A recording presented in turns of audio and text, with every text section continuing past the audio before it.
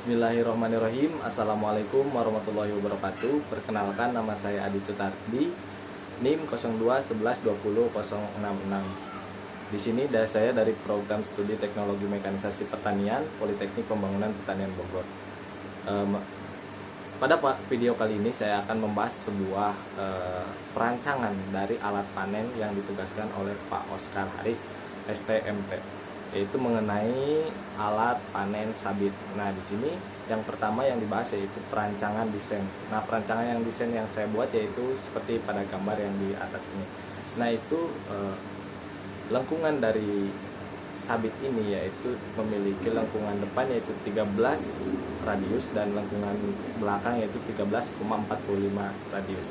Kemudian dengan tinggi dari pegangan sabit ini yaitu 15 cm. Kemudian dari diameter pegangan sabit ini yaitu 3 cm. Nah, di sini dalam gambar ini, dalam desain ini saya memasukkan lubang atau mendesain lubang di dalam sabit ini yaitu sebuah lubang kecil. Nah, itu berfungsi untuk mengaitkan sabit ketika sabit sudah digunakan. Jadi sabit dikaitkan ketika sabit digunakan akan lebih baik disimpan seperti itu karena tidak membahayakan dan juga tidak tergeletak di bawah atau tidak tergeletak. Nah, untuk yang kedua yang saya bahas yaitu pemilihan material. Pemilihan material ini saya memilih dari untuk sabit ini dari plat baja. Plat baja merupakan sebuah material yang sangat kuat untuk dijadikan alat tajam seperti sabit. Nah, di sini plat materialnya plat baja. Kemudian dari gagang dari sabit yang saya buat ini yaitu dari kayu jati. Mengapa memilih kayu jati? Karena kayu jati meskipun mahal, itu kayu jati sangat kuat dan anti rayap, anti banting juga. Kemudian dalam material juga dalam gagang di sini saya akan menambahkan hand grip. Jadi biar enak dan ketika dipegang dan ketika digunakan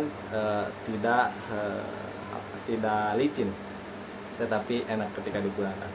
Jadi pakai hand grip karet biar lebih empuk dan enak digunakan ketika akan mengarit pada atau memanen pada padi.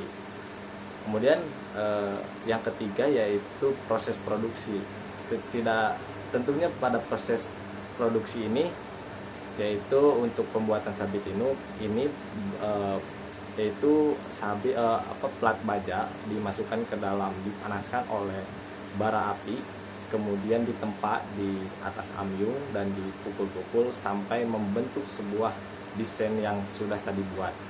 Nah, itu kemudian untuk bagian depan dipipihkan sepipih mungkin, setajam mungkin sehingga bisa mengerucut dan sangat tajam dan sangat bisa digunakan untuk memanen padi. Kemudian ketika sudah ditempa dan sudah terbentuk, maka sabit atau material tersebut dimasukkan ke dalam air, garam atau oli, bisa oli untuk tidak panas. Kemudian setelah selesai penempaan dilakukan grinding atau penghalusan menggunakan gerinda atau amplas, tapi lebih baik menggunakan gerinda untuk lebih menajamkan dari si sabit tersebut. Jadi ke sabit tersebut yang sudah dibuat di gerinda yang depan setajam mungkin. Kemudian setelah digerinda maka dipanaskan kembali biar lebih baik. Dipanaskan kembali. Setelah dipanaskan kembali kemudian dimasukkan lagi ke dalam cairan air garam atau oli. Setelah itu setelah sabit dibuat seperti itu, maka sabit dipasangkan dengan kayu gagang tersebut sekencang mungkin.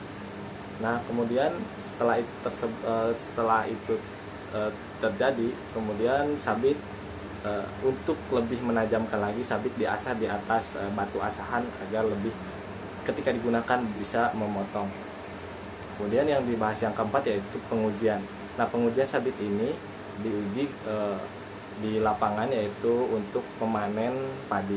Nah, tentunya sabit ini dengan melalui proses dari awal sampai yang ketiga pembentukan sehingga melalui proses pengasahan yang sangat tajam, maka ketika digunakan di dalam digunakan di lapangan, maka sabit ini akan berfungsi dengan baik.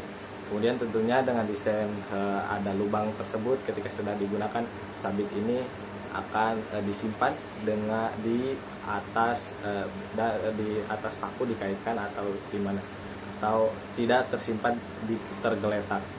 Kemudian dalam gagang tersebut ada sebuah hand grip dari karet, itu menyebabkan kenyamanan dari sebuah pemakai. Jadi alat ini, sabit ini didesain untuk senyaman mungkin, dan saya menamai sabit ini yaitu sabit entry level. Kenapa entry level? Yaitu sabit yang cocok untuk pemula dan tidak tanggung jawab, tidak tidak susah digunakan. Jadi dengan desain yang sangat begitu bagus, kemudian tidak begitu berat, dan itu bisa digunakan oleh pemula untuk menggunakan sabit ini. Mungkin hanya itu yang dapat saya jelaskan mengenai tugas alat pemainan ini. Kurang dan lebihnya mohon maaf. Bila topik walhidayah. Wassalamualaikum warahmatullahi wabarakatuh.